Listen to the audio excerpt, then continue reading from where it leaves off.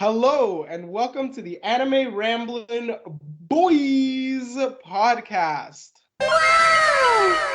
Oh yeah, baby, we back. It's season 2. It's episode 2, Electric Boogaloo. Oh, I'm ready. Okay.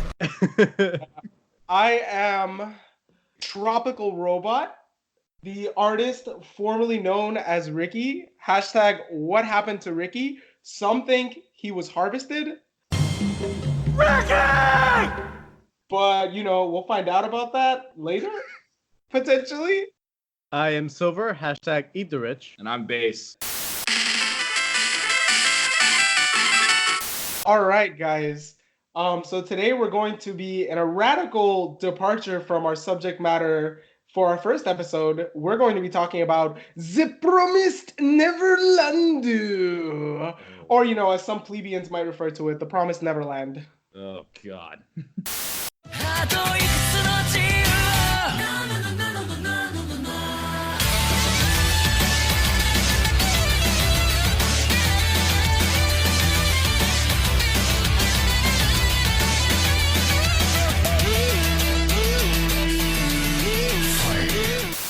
All right, so general impressions of the show, gentlemen. What did you think? Okay. I'm going to say this once, because I've actually been thinking about this a while. Like, especially on the second watch. I'm going to say this statement, and we'll get into it later. But, when I was first watching it, I was like, oh, I'm watching Death Note. And then after a while, I'm like, I'm not watching Death Note. I'm watching Attack on Titan. That's all I'm going to say right now. Well, one, I never thought about it that way. That's really true. But I went into it knowing it's really suspenseful, really thriller. I was like, okay, whatever this is going to be. I was not expecting the plot twist of the first episode being, oh yeah, demons are eating the humans. That was not where I thought this was going to go. But overall, I really liked it. Thought the pacing for the first watch through was really good. It takes away from the experience what's going to happen by every episode in terms of rewatching it. But aside from that, I enjoyed the entire show. I actually went ahead and started reading the manga, which I will not spoil for anyone here or anyone listening. But if you watch it, read the manga. For the love of God, read it. It's so good. Also, just so everyone knows, spoiler alert for the first season of The Promised Neverland. This man just casually spoils the first episode. That's okay, but if you're listening to us, you kind of know. And we'll make sure that there's a spoiler alert on the description to the podcast episode, because we do in-depth thematic analyses, which require spoiling some things, unfortunately. Yeah, but so if you haven't watched the show, you've been warned. Yes. Yeah. If you go in this with not watching it and you get spoiled, that's on you. Don't do that. Okay, so my first impression of the show. So I'd had the first episode. What a great segue. I'd had the first episode spoiled to me already, so I kind of knew what I was getting into. But I think what I was taken aback mostly by the episode or by the show itself was how it just lends itself to first of all, there's a lot of parallels to be drawn, I think, between this is going to shock some people, but I think there's a lot of parallels between the show and the world that's presented in the show and the world that we live in, and how systems of oppression function in both of those. So that's actually probably the main thing that caught my eye initially, is just look, man, in college, I got some training on how to analyze systems of oppression. And so, watching this, I was really that's one of the things that I was really concerned with doing, is just breaking down, how does this system of oppression work exactly? And what does it look like to organize revolt in the system? But I'm getting a little bit ahead of myself. The other thing that really stuck out to me, and it's the first time this has ever stuck out to me in a show, is the cinematography in The Promised Neverland, which again, and how it is used to build suspense. But again, we'll talk about that once we actually get going on the podcast. Mm-hmm. So anybody want to start our discussion? I'll do it. Okay, let's first start about talk about the show in general, as an aesthetic piece, before we get into anything deeper. I'm gonna say this right now. I did not like the character designs at first. I really wasn't into it. It was the giant kind of blank heads for the characters' bodies, and especially, I get it, little kids, their heads aren't proportional to their bodies, but everyone looked kind of blank, and except for like the main characters, like Emma, Norman, Ray, they had like distinct hair and stuff, and I was like, oh yeah, you guys, you're the main characters, like cool. So at first I was a little like, it's fine, and then I think this is just a me thing personally. Media with like young children, so like the oldest children in the Promised Neverland are 11, right? And I don't know, I guess like for me, seeing people who are 11 as someone who was like, I was a camp counselor, you know, I watch little kids. Some of the things they do, I'm just like, yeah, 11-year-olds, like, we don't give children credit. They're smarter than we think they are. But at the same time, they're not like flippant thinkers in the future, actionable people, like especially some of the really young kids. Like Phil, we'll talk about Phil later when we get to like the end of the show, but there were some things where I'm just like, this kid ain't 4. Like, come on, this kid ain't 4. I think that's somewhat fair, and I actually think this is a flaw in the anime itself. As compared to the manga, I only read a little bit of the manga, but I think the manga does a better job of establishing how exactly it is the case that these kids are, you know, as smart as they are. Because when they do the initial scene where in episode 1, where the kids are taking the exams, in the manga you actually see what's like on the exams, and it's some high school level algebra, some questions that I was just kind of, all right, I need to like dig into my brain to remember how to answer these questions. It's not easy. Their tests are not easy. And so I'd imagine that is sort of something that helps to account for why they are as sharp as they are. And not all of them are that sharp. No. As we know with the example of the girl that had, Connie that had little bunny. Oh God. Yeah, so I guess for me, if they just took all the characters and maybe just aged them up 5 years, I think I would have been more into it. Because there's just something for me where I'm just looking at it like, yeah, these kids are 11 and their enemies are like fully grown adults. And I get that it's a different world. It's not Earth, so I can't do a one-to-one comparison. But I'm just like, I know 11-year-olds. They ain't like this. That's fair. I will say this though, and this is my last comment on the art style. I don't remember where I came across this, and I'm gonna do a better job of like shouting out some of the folks that, you know, throughout this process of researching, learning about the Promised Neverland, have done some like content that I thought stuck out to me. Mm-hmm. But I don't remember where I saw this, but the idea was presented to me.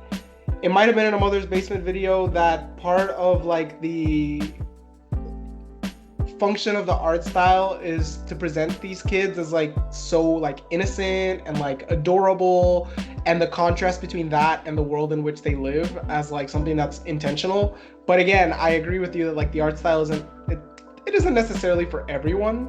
Yeah, I just felt the detail on people's faces was small, like small mouths, small noses. The only difference is like hair and like eyes, and I'm like, you can do more. I get everyone's wearing white, but y'all can do more. Yeah. I think a lot of that stems from like just like, it's like almost a direct translation from like the manga. The art style in the manga is almost like verbatim exactly what the anime shows. So I think a lot of the critiques from that just go back to how the manga portrays them. But every critique that YouTube said is like really true. But I will also, again, I'm going to probably say this a lot throughout this podcast, I will refrain from talking about anything beyond the show. But there is a point where like the age thing actually becomes important. That would make sense. I guess it literally comes back to the thing where it's like, yeah, we're getting really far ahead. Like if you were watching this show, do know that like it's not finished. Like the story isn't over. Yeah. Like clearly. So like, you're gonna get to the end, and I think the second season's coming like in 2020, they said. So it's like, you have to keep going with it, because like you're not gonna get all your questions answered by the end. Yeah. And in terms of world building, I was talking to Robot about this. Like, I obviously won't spoil anything, but literally right after season 1 ends, the entire state of the world is revealed like almost immediately. So that's where season 2 is gonna start.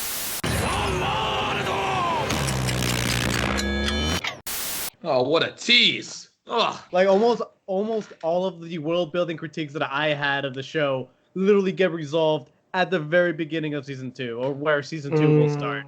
But now as a manga reader, like, there's a lot of stuff that is really important that I could definitely potentially see them cutting, which that's a whole separate issue. I hope they don't go that route, but that's a conversation for another time. Okay. All right, gentlemen. So how about we pivot to talk about the human farm system, because that's essentially what this is. So yeah, if you didn't know, the kids are getting eaten.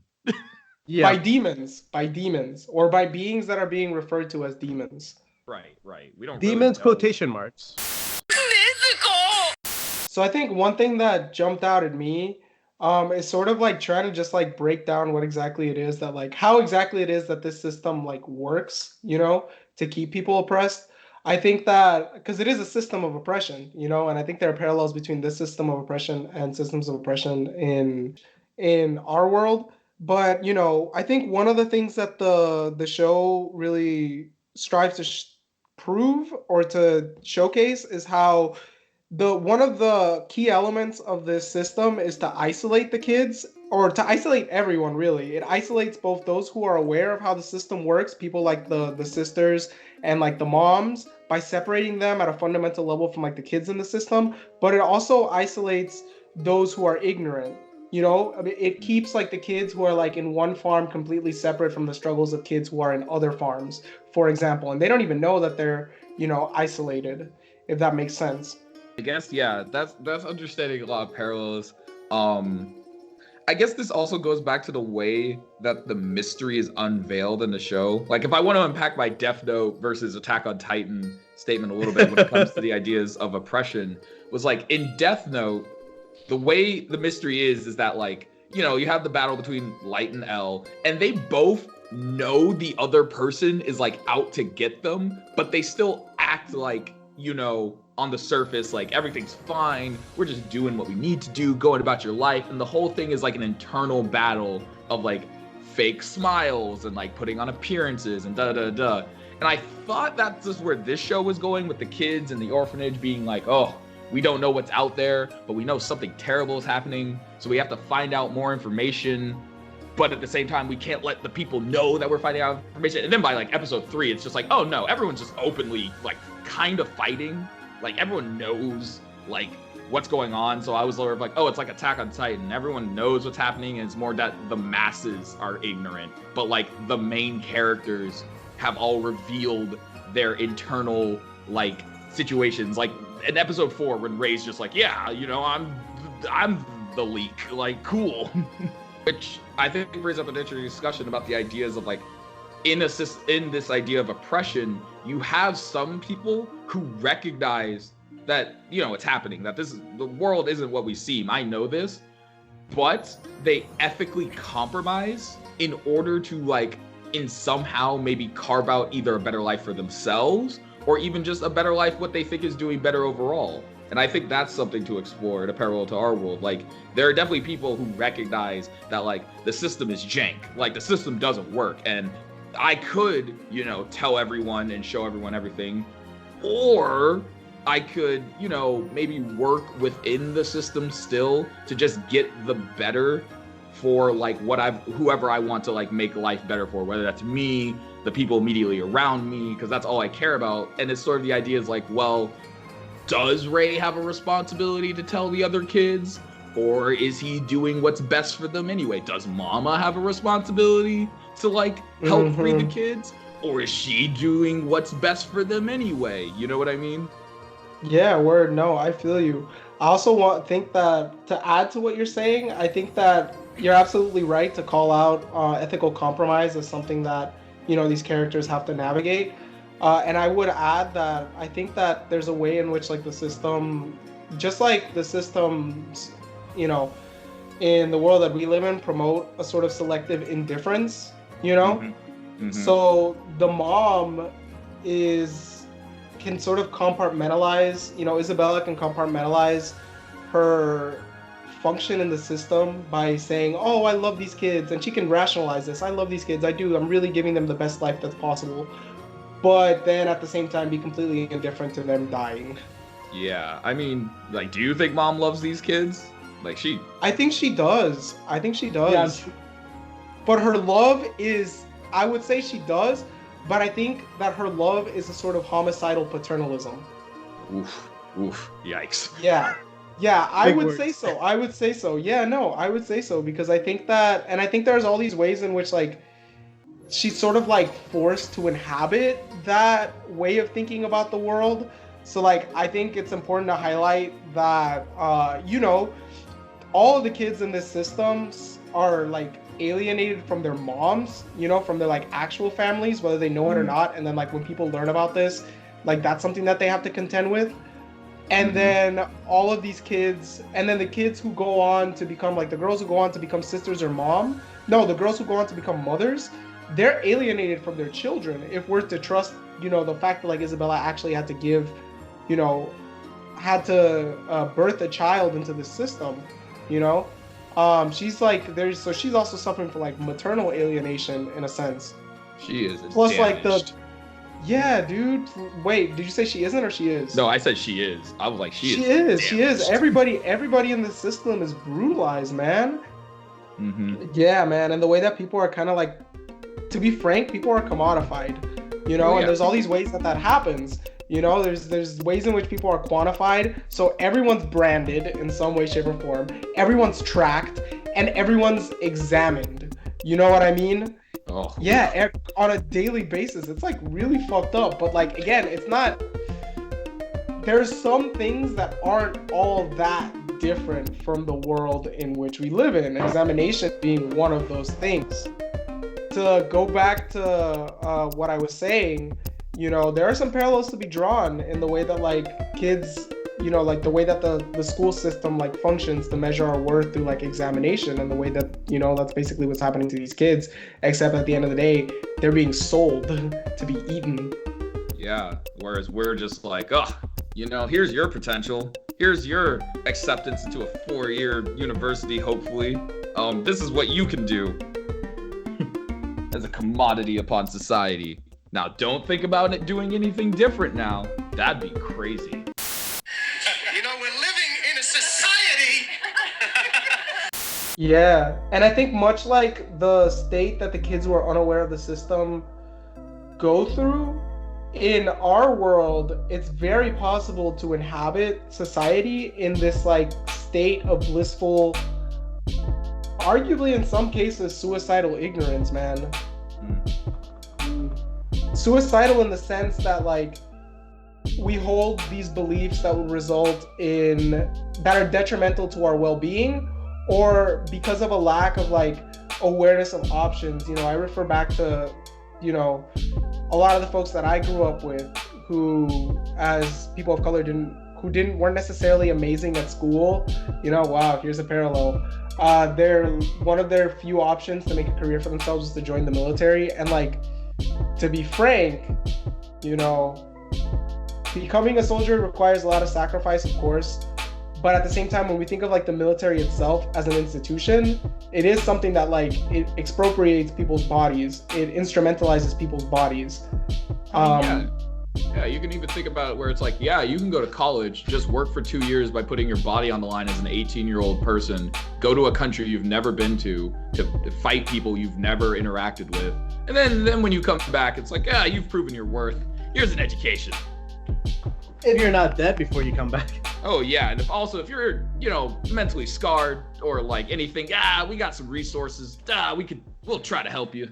Yeah, and also you still legally can drink. Oh, that makes sense. Oh yeah. Yeah, that makes so much sense. So this actually begs an interesting. Oh, sorry, I didn't mean to cut you off, Base. Oh no, I was just thinking more about like the way the world's set up and how damaged everyone is. Like, so first of all, my favorite character was Ray.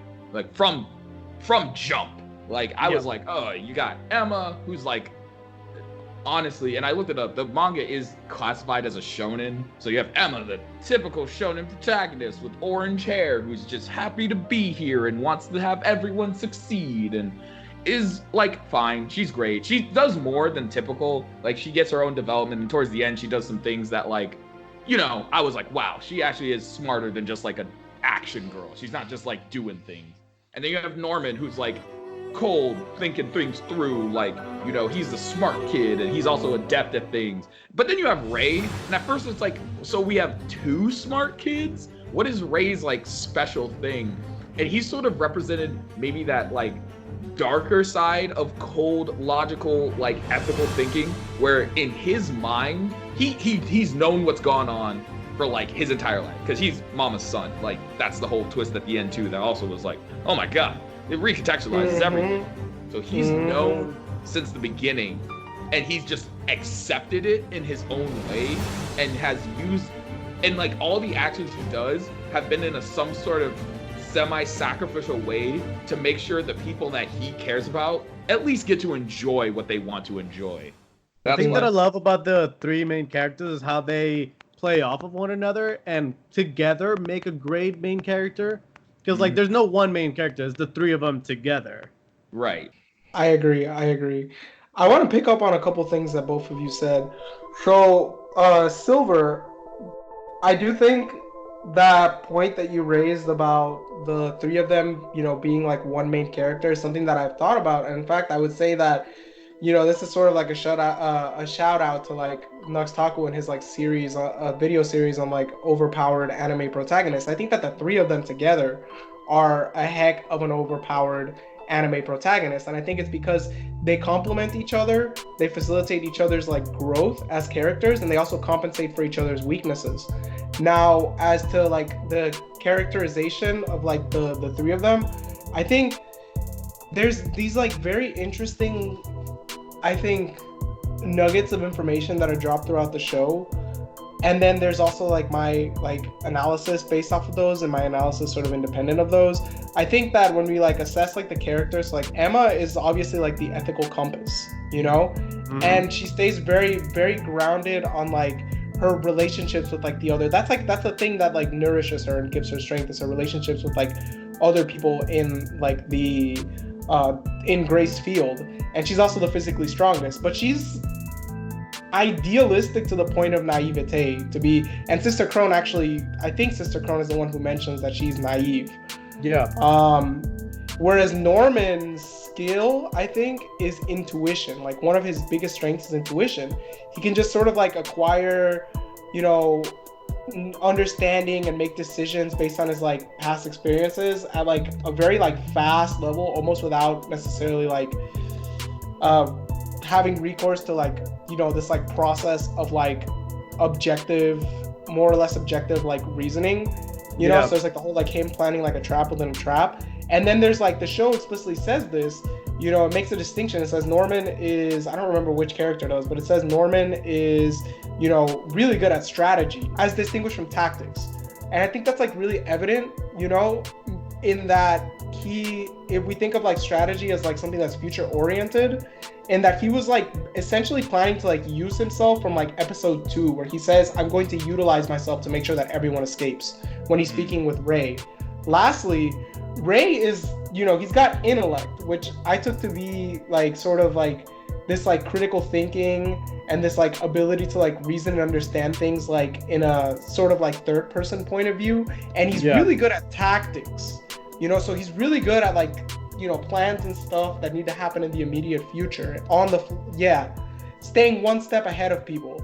But then his weakness is that he's selfish, frankly, sometimes. And then he's somewhat of a defeatist, which is like mentioned by Sister Crone. Like, he gives up really easily on his ideas and stuff.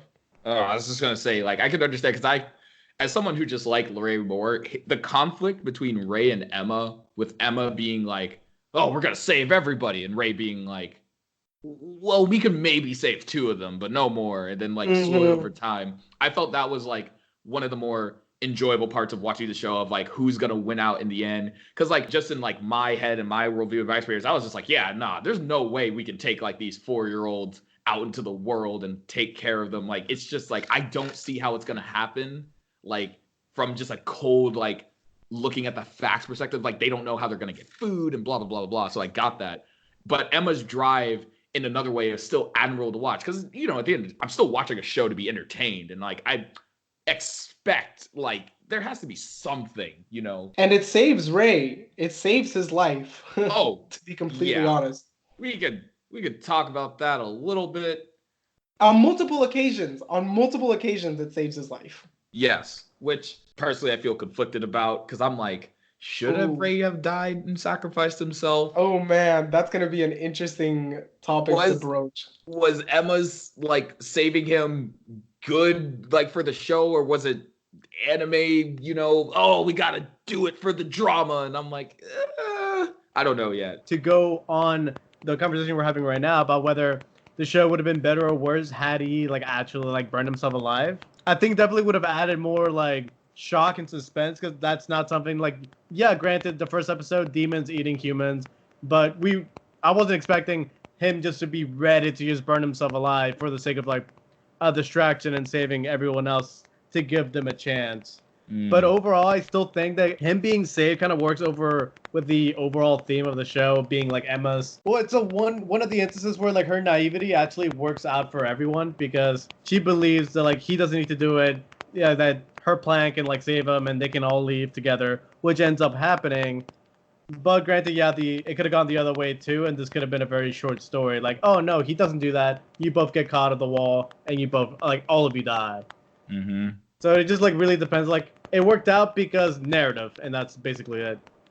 Yeah, I think my thing in general is like, so the demons eating the kids is obviously like a very dark turn. You see Isabella give this like crazy face and all that, but then the show kind of has like a quote unquote light tone. Like, sure, it's heavy. Like the oppression is heavy, and it's more of like a slow, always present idea kind of fear. And I think that's really emphasized by the difference between Momma and Sister Crone, where it's like Momma is like always present, always around, and like she's not openly antagonistic, but she's just always there, and that just feels creepy. Whereas Sister Crone is just in your face, obviously like really off, really weird. And I'm gonna say my least favorite character. Like I didn't like her.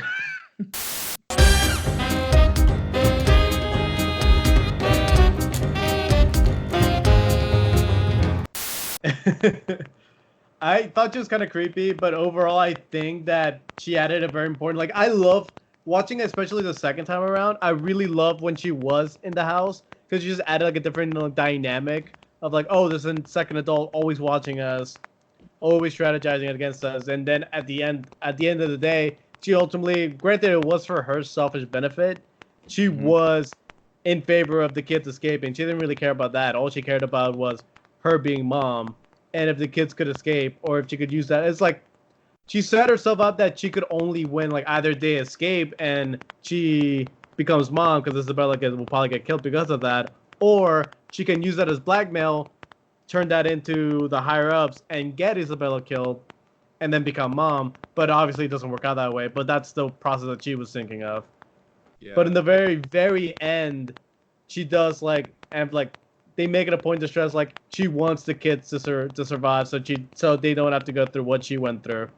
Yeah, I guess my issue was when she steps on the stage, you're like, oh, another adult. Oh, right, we're gonna get more subversive, oppressive atmosphere, and then she's just goofy, like really over the top, and it just reminded me, it's like, oh, yeah, I'm watching a show that's not like I didn't know if the show was like trying to take itself seriously with some of Sister Crone's actions and stuff. Like I get it's always off kilter and this weirdness that's like, oh, she's being overly lovey, but no, like I just felt a lot of her stuff just like the stuff when she talks to her doll, I'm like, is it creepy, or am I supposed to laugh at this? Or am I supposed to be like, this character's like a little off kilter and that's unsettling? Or am I supposed to be like, oh, look at this wacky woman, like, what a hoot, you know what I mean? Yeah. And I felt like that just breaks some of the tension of the show, like towards the end, where it's just sort of like, is this like a dark, oppressive show? I get you need some levity, don't get me wrong. We need like some emotional like releases every now and then. But I felt like a lot of times the tension is there, and then it's just like, oh, it's still like a entertaining TV show that's like narrative, like plot, like, oh, look at the drama, oh. And I could feel like the creators being like, oh, we got you. I think on the subject of like, because this is, yeah, on the subject of the sister, in my first watch through, I really didn't like her character at first. And I quickly changed my mind during her death scene. I didn't like her character, I think, for many of the same reasons that you didn't like her character. I think she was kind of cartoonish. But upon like reflecting back and like the second watch through and seeing what she went through and stuff, uh I appreciate that they present her as a character that has her own ambitions and aspirations that clash with those of Isabella's. Mm-hmm. And I do like, although it comes at the end, they sort of they foreshadow the traumatic, experiences that she had to go through.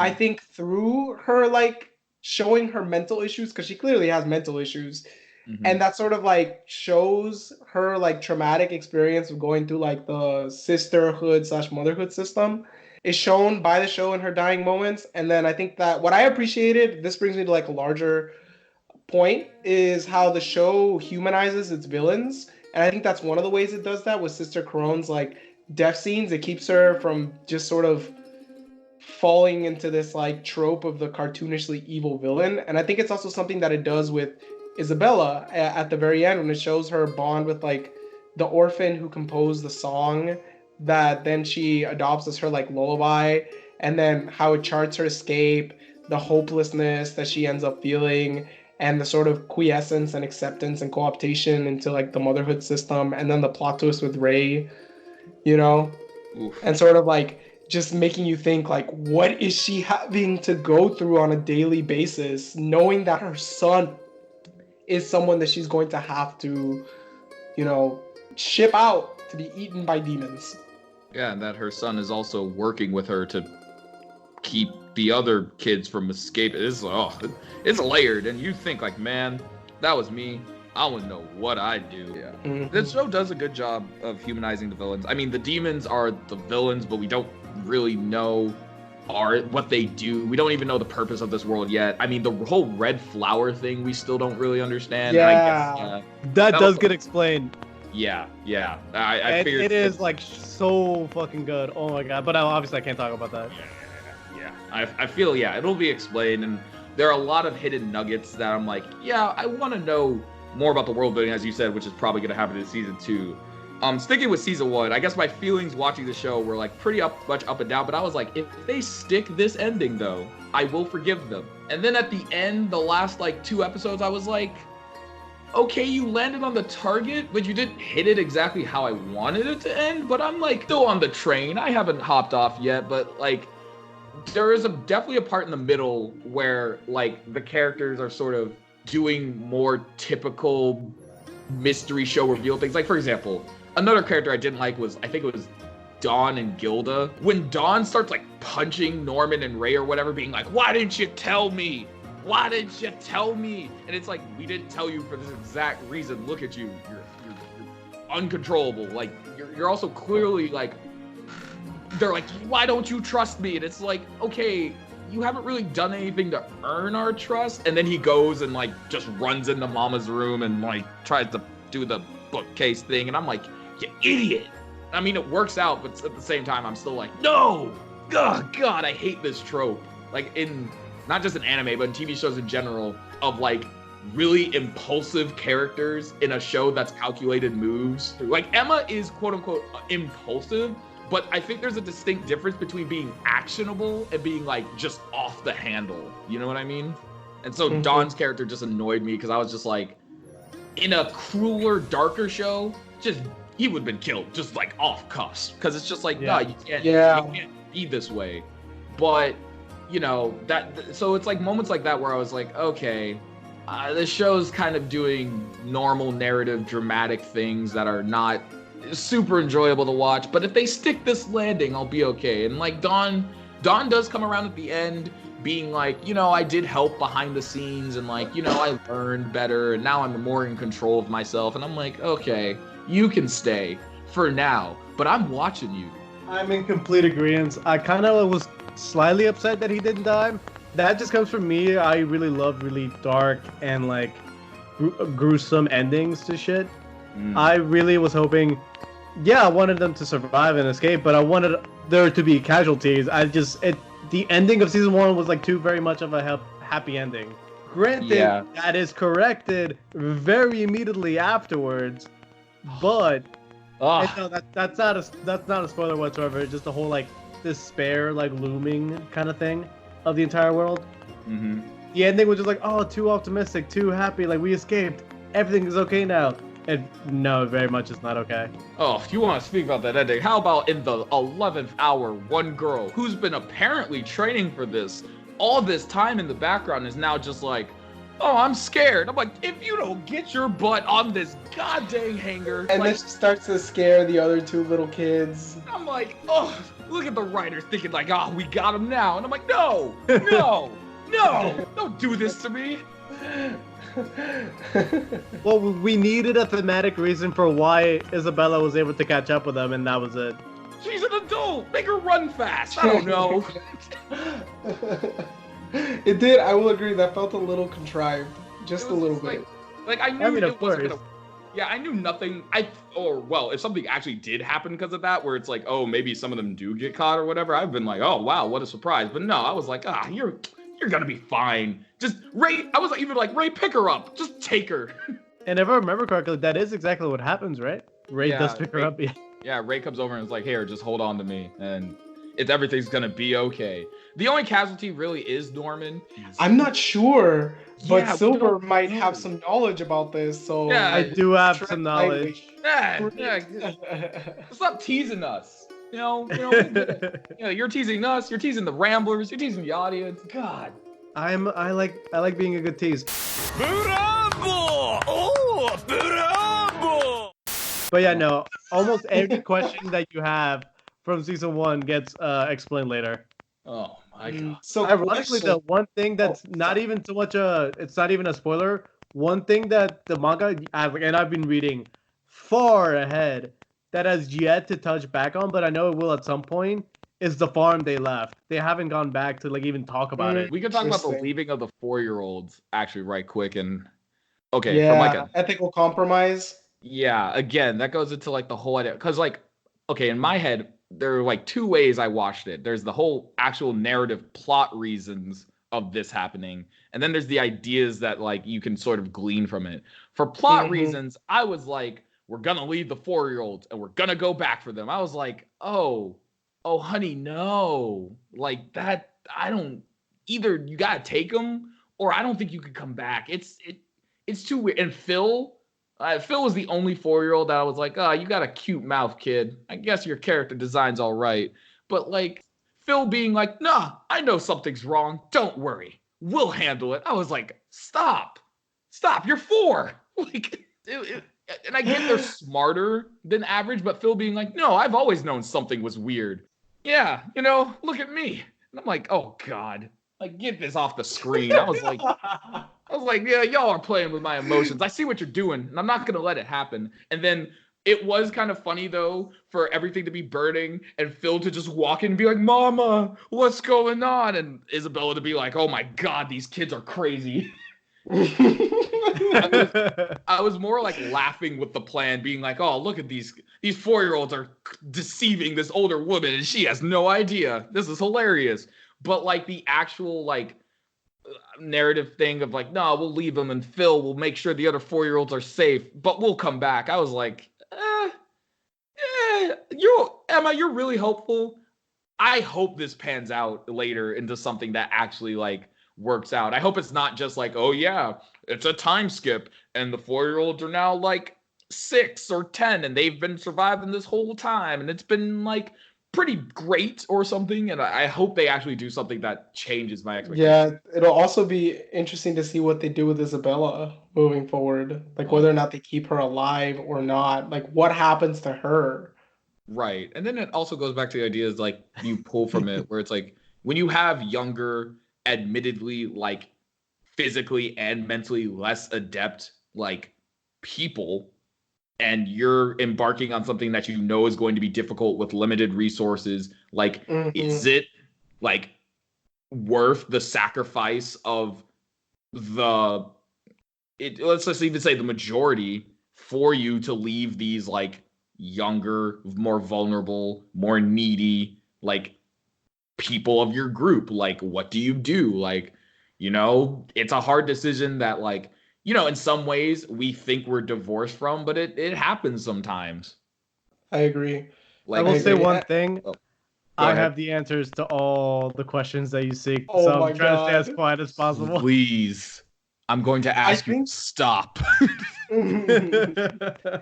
I think one of the things that the show is really good at presenting, and I think you already mentioned this, Base, but it's the way the show lends itself towards discussions of ideas, in particular towards discussions of moral quandaries, you Mhm. know?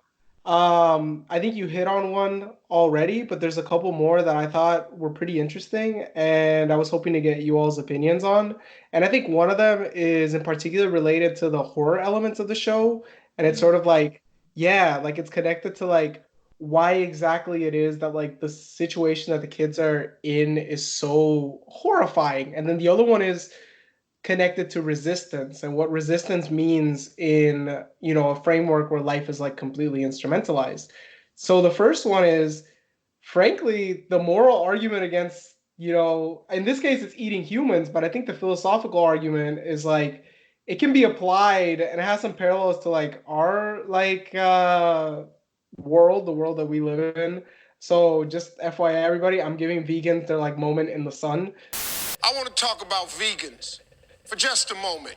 So just know that. But you know, the core idea being that, you know, we see like why do we think like is it like when we look at what's happening in the show, at least from my perspective, I'm like, it's wrong that like the kids are being eaten, you know? But the justification that the kids are being like raised and farmed, you know, for consumption, one possible justification for that would be like the demons saying like, oh, they're significantly different than we are, and so because they're significantly different than we are, it's okay for us to raise them for food. And that's like the same kind of like line of reasoning that is like applied towards like ethically justifying like the consumption of animals. And look, man, I'm not a vegan. You're a vegan? Congratulations. It's a great way to live. I'm just pointing this out. Like I am implicated in this. I eat my meat, but frankly, there isn't really a way of justifying, of making that claim without accepting that, you know, in our case, without accepting that a situation like that in which the kids are placed would be morally permissible. Because on our end, if we want to be consistent with like our morality, that is, if we want to be consistent. If we don't want to be consistent, it doesn't really matter. But if we want to be consistent, we either got to say no, it's not okay to eat meat because there isn't really like significant difference, isn't really like something that we can use to like justify causing suffering towards another animal. Or we got to say it's okay to eat meat, but it's also okay for us to be eaten by like aliens or demons or whatever on the basis of like significant difference. I think it was interesting. Like, the idea is like we empathize clearly with the humans because we're like, no, humans shouldn't be eaten. And if you really ask why, it's like, well, they deserve to live and they're clearly people and like they have a cognizance and an intelligence and da da da da. And like, to the demons, who could be the parallels to us, the animals, you could look at it and be like, the demons probably look at the humans and are just like, they're just food. Yeah, sure, they speak, they can do things. Like, we look at certain animals that have like some limited form of intelligence, but we're still like, yeah, but we gotta consume, man. We gotta eat. We're not doing Mm-hmm. anything like ethically inhumane. We give them a nice life. Like, they get to live their lives. And that's the thing too. Like, the happier they are, the more tasty or delicious the brain is or something. I kind of, like I said, it's all still a mystery about like what's the point of all this, and some festival is coming up or something. Don't say anything, Silver. I swear to God. But yeah, and you can look at it from our perspective too. It's like how we look at animals, where it's just like, yeah, we acknowledge that we should treat them like nicely. We shouldn't abuse them. Like, obviously, I feel like most people would be like, yeah, you shouldn't just go out and beat an animal, even if you are eventually going to like kill it for meat. Like, you still should do it in a humane manner. So does pull that like parable in, where it's just like, do like, have we explored enough of animals' consciousness Like, you know, the answers are unknown. Like, again, I also eat meat. Like, you know, there are definitely things where it goes back to the ethical compromise. Like, I know there are economic and there are like climate even reasons for like why our meat production on the world should be maybe curved a bit. At the same time, though, I'm like, due to like societal conditioning or even my circumstance, it's like I need to eat food and get certain nutrients, and I can go to the store and I'm divorced from the idea of actually killing the animals. But like, hey, this hamburger is looking good and I know it's going to feed me and it's going to be well for my growth and development. I guess the only difference I can see and this is the aspect of the TV show, is that we don't conscript animals as assistants in the slaughter of their own people. Yeah. Which would be wild to think about. Like, Silver, can you imagine if you went up to like a cow and was like, hey, I need you to convince these other cows that everything's okay. And then when things happen to them, you'll get to live much longer. Capiche? I think their only response to that would be moo.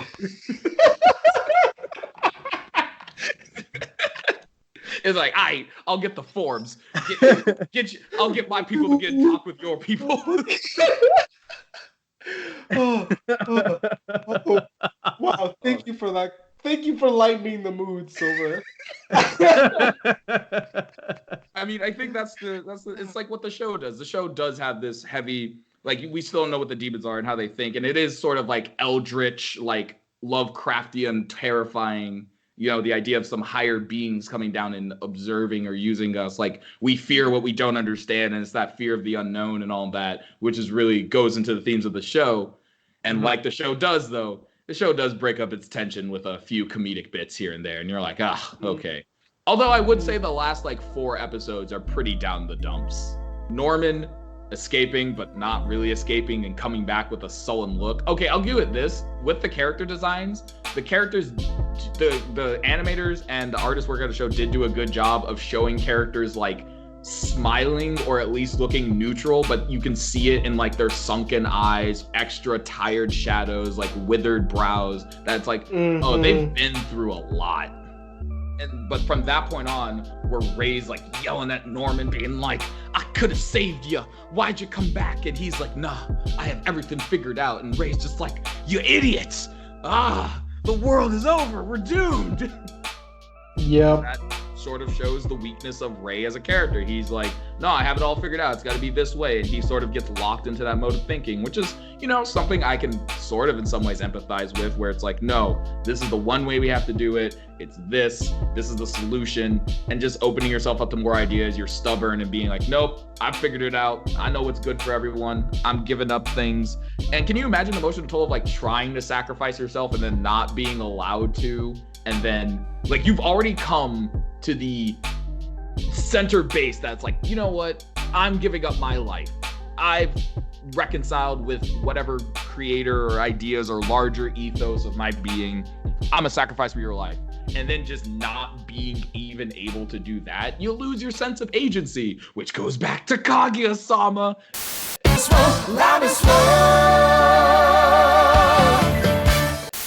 it's all linked. Oh my god. Oh my God! Okay, so I want to pick up on a couple things you raised there. The first one is, I think you actually hit at the core of what I think is like the horror element in this show in the early part of your comment. And that's basically this idea of confronting an absolute otherness that we can't reconcile ourselves to at all in any way, shape, or form. Because, you know, if we think of consumption and like food consumption in particular as like a means of expressing our self-identity or our cultural identity, what's so horrifying about the demons is that through their consumption, that's how they express how they're just so radically different than us. Because, you know, when you think of something like, you know, cannibalism is seen as like taboo in almost any society, you could think of. And then the other thing that I wanted to pick up on, and that this is going back to my point about the show presenting moral ideas, you know, this notion of like self-sacrifice or suicide and what it means in the framework of like an oppressive system, a system where your life is completely like you're completely reduced to like a commodity. And it's interesting, there's parallels between this and like for instance like suicide as like an act of social protest in our world, in the antebellum South, for instance. But what's interesting, I think, about the way the show presents suicide is that it shows it both as like a form of resistance and as a way of like resigning oneself to this like system. It's kind of like contradictory in a sense, but it's ambiguous. I'll say ambiguous. What jumped out at me is that like, so it doesn't, I don't think it necessarily like comes down on Ray's judgment. It just kind of like presents it, like his decision that he was going to follow this train of thought. It doesn't like say it's like universally like a bad thing and he should never do that. It sort of says, and like instead it proposes like an alternative, which is this like collective liberation based on like trust and like human relationships. That sort of Emma's like, a representative for that, and then she saves him in that point. So I don't know what you all think about that. Crazy. Have any comments to that? One thing I have is like, okay, obviously, I think it's like right now, I'm not equipped to talk about the ideas of the agency of suicide and whether it's like ethically right to stop someone like who really ultimately has control of their own life, like the ethics. Nor do I think we necessarily should make a judgment in one or the other direction. Right. But that is a thing that like the show does bring up where it's like, what are the ethics of having agency over your own life? Like, I think the more interesting thing was the idea of like, the world is so controlling that you can't even take your own life. I think that's terrifying. And that's like probably more what the show was going for rather than like maybe the straight up ethics of whether you should, because that's like a tangential thing. But yeah, could you imagine like, because at the end of the day, we do all have societal pressures, all these like things that we have to do, like we have to go to work or in some cases school in order to become a functioning member of society or get branded as an outcast in order to continue and have certain luxuries. And at the end of the day though, you in most cases as an adult have control over your body. You can go, minus being in some sort of penal system like the prison industrial complex and all that stuff. Oof. But like that can explore like the fear of inmates and why confinement is actually so terrifying, because it's like you can't go wherever you want, your space is limited. But the idea is like, at least I have this body, I can move it. But could you imagine a system where it's like you have knowledge of the limitations of where you can go, and not just like I can't walk into my neighbor's house whenever I want, but the idea is like, no, you like cannot leave this space, you like your room, like you are just not allowed to leave your room. You can do whatever you want, you just can't leave your room. And that sounds ridiculous, but that's sort of like what the show is, like Grace Field. Like we just don't understand the idea of anything larger. Oh, and another thing I wanted to point out, where it's just like the idea of like eldritch, greater than thou, like unconceivable like abominations that like look at us as so little. That's sort of that Lovecraftian fear is hard to nail in a lot of pieces of media, because a lot of media I see that like people are like, oh, it's Lovecraftian. It's usually just a certain sort of thematic styling of the monsters, you know what I mean? They're always some sort of like slimy pseudo sea creature-esque, tentacles. Yeah. I didn't want to say it. I'm glad someone did. I'm glad someone did it. Let's be real here. Can't talk about anime without talking about tentacles. Oh god. Stop. Demonetized. You thought it was about the Promised Neverland. Nah, today we're actually good. Oh my god. But no, I think that is the idea of what Lovecraftian horror really is. A fear of like, you don't even understand what you're fighting against. Like, they're literally like, to them, it's just like, why are the humans fighting back? And you're like thinking, obviously I fight back. But the demons are like, why? Like, you should just be, there's nothing out here for you. Like, stop it. You know what I mean? One thing to go back on the whole topic of Ray and agency and the whole topic of suicide. If I was in that situation and let's say I try to escape. I do everything that I do possible, and then my day to get shipped off, and I know to go get eaten by a demon or whatever tentacle monster it is. Not to bring that back, but let's just say it. And if I have to choose between either just committing suicide and getting eaten by a demon, granted they don't know the process of the eating process. We still don't know either. It could be terrifying. It could be very instant. We just have no idea. I understand. It's not that I can understand. Like I would make the same decision. It's just I understand the reasoning behind wanting to take the other route. Like, because it could just be easier to just like do yourself in rather than like get eaten. But then that could also, if you want to even go on the other side where it's like I'm obviously I don't know the answer to this other thing. What if the demon society is like floundering and this is how they're preserving their society, where it's like we're literally like on the verge of extinction and this is literally what the only way we have to do to survive. And it could even get into that mode of thinking where it's like the demons are locked into like, well, this has been successful for so long and it's keeping our society afloat. Why would we change it? Which links back to Ray, where it's like, why would I change my method of thinking? Oh, look at all the ideas, guys. Oh, they're just bursting out. Which is by this show, and like to sort of bring it all the way around, I'm like, it's a great show that is a vehicle for talks with other people. As a narrative plot in itself, there are some flaws that, like, I say when you're going into it, expect not to have your things answered, and also expect certain aspects of like how a narrative is like plotted along. Like, tropes aren't bad. Tropes are not bad. They're there to facilitate ideas. And there are just certain tropes that like I just found personally annoying that like, it didn't ruin my experience watching the show, but I just took note of them. I did mention this at the beginning, and I did want to like quickly bring it back up again, because it was one of the things that stuck with me about the show, and that's like the cinematography in the show. And like, and how it just, I think in my view, does like a really good job of building suspense, you know? So, I don't want to get too into it because I feel like if we really wanted to, we could like break down it, like we could go and that'd be like very, very nuanced. But, I think essentially like what I want to bring up is sort of like things that stuck out to me in like the show were like, for instance, like the use of like the dolly zoom, which is like a technique that like zooms the camera in and out of in or out in such a way that like the foreground stays the same while the background becomes like distorted.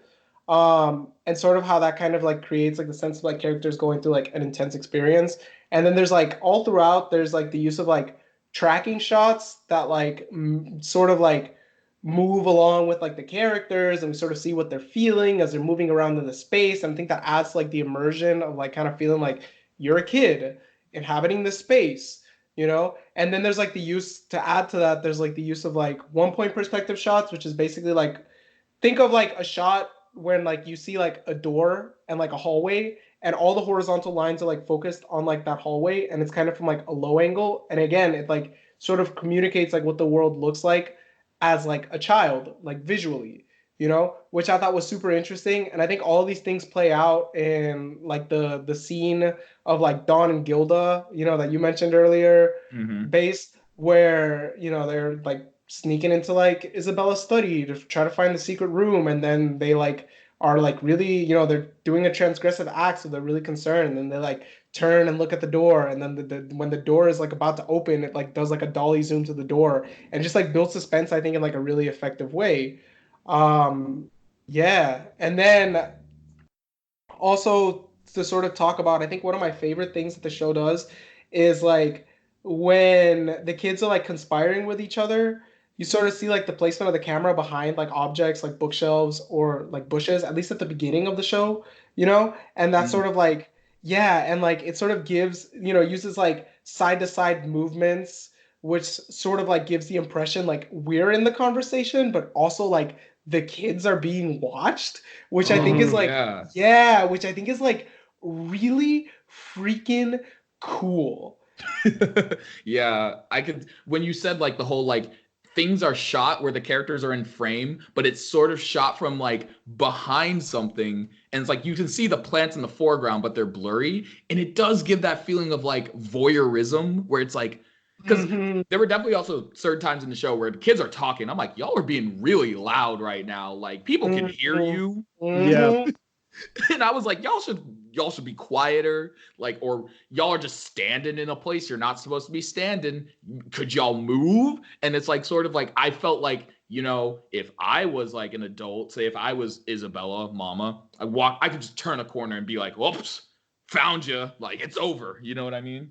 Which does, I think, does well for the show because obviously not everyone's well versed in cinematography. I'm not versed in shot composition or framing and stuff, but you can pick up on it like subtly. And I think that's a very good job to like the people who worked on this show, who put it together. And it's probably translated over from the manga writer as well, how he like puts the characters in certain situations that it gives you that feeling of like until you said it, like I couldn't articulate it either, where it's like, yeah, I'm like, why do I feel like I'm the oppressing force? Like I'm like peeking in on them or something. Ugh.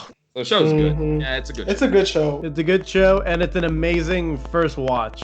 Without the suspense, it's not as good, frankly. It's harder to see the second time. Yeah, and like I said, it's like Attack on Titan, where it's just like, oh, everyone kind of openly knows the mystery is wrong, and that, or not the mystery, but like what's wrong and what's going on, and everyone's just openly like trying to fight the system, which turned it from a, like I said, a suspenseful, try to keep face, deceit show into a more of like, we need actions, we need to like fight, we need to rebel. It's like small little things, and then the oppressive force fighting back. Like whenever Mama smiled, I was just like, oh, she's so good. Oh, she's such a good character. She's a great character. And then to see her like break when she like runs and is like actually doing things and is not smiling, you're like, oh god, she's on the prowl. Oh, she's gonna get him. Like, and then the moment where she just decked Emma's knee, I was like, oh, don't do it. Yeah, to her. I was like, that's a really interesting moment to bring up, because I think it attests to the point that, you know, Mama can justify her participation in this system by saying that it does provide comfort, you know, and like it raises the kids and this like gives them a really, from her perspective, good life, but it is underpinned by violence. The threat of violence, yeah. The threat of violence, or the use of violence in some cases. You know, whether that means like when someone's like, you know, transgressing and is aware of things, or whether that is like the end of the kid's life and the violent act of like murdering them. And then like my last point, this can go into like, just we want to throw it out there. It's sort of the idea of like parenthood, like to your kids, like corporal punishment. Like, you know, do your kids obey you because they understand, or do they obey you because they fear physical consequences? And that's, again, vehicle for discussion. My last point, I wanted to bring it up, like you could have that thought about like your own childhood and parents and what you think about that, and like, you know, is spanking right or wrong? Gotta think about it. Also, just like, I think this is my last point, I think we can't not leave the gender dynamics of this show unaddressed. So like, ultimately, this is a system that is like underpinned by violence against women. Yes. Whether that means, you know, whether we're talking about, you know, the forms of alienation that I mentioned otherwise at the beginning of the podcast, you know, maternal alienation and natal alienation, and then co-opting women into the system and reducing them. That's the point of it. That's the crux. The crux is it's a system that reduces the women that are a part of it to reproductive capacity and caretaking capacity, and then conscripts them into this like overly violent system. Oh, bro, did you watch Handmaid's Tale or something? Bro, I honestly have never seen The Handmaid's Tale, but shit, man. Oh yeah, I've never seen it either, but it's like sort of that idea as well. It's just like another parallel to the show. But yeah, it is a show about like we still. I don't think and Silver don't say anything. We don't even know how Isabella got pregnant. Like, where are the men? Like, oh shit! I hadn't thought of that. That's so real. it's like, Where are the men? Oh, God. Oh God. Oh.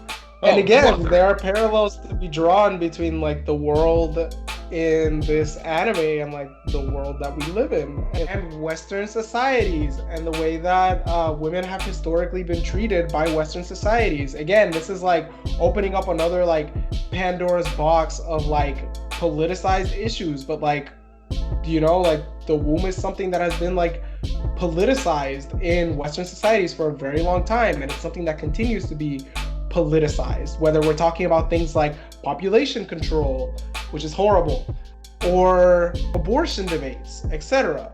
So again, there are parallels to be drawn between like the way that sort of like there's a whole politics around, there's a body politics in the show which has thematic resonances with body politics in the real world.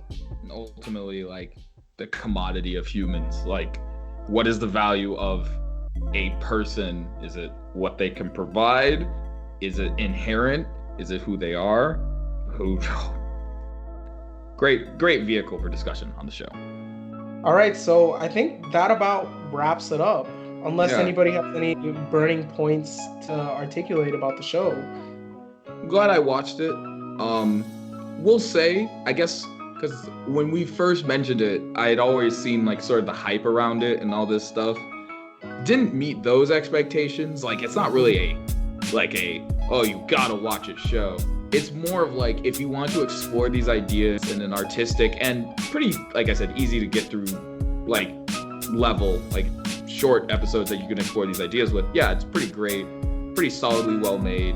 No terrible flaws. Like I said, my thing with the whole thing about characters being too young, honestly, I come up with it. It's like, it's more of a nitpick. It's more just like a me personal thing where it's like, I'd believe it more if everyone was like 17 or something.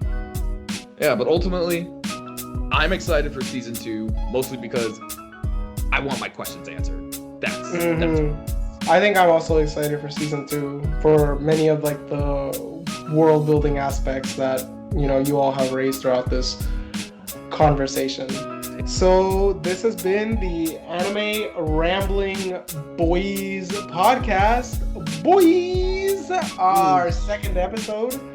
Follow us on Twitter at Boys Anime, and again, we are on Spotify, Google Podcasts, and we're still trying to get on iTunes for some reason. It takes so long. Takes a long time. All right, Yes. Thank you all. Right. Peace. Peace, love, swag. Is that right?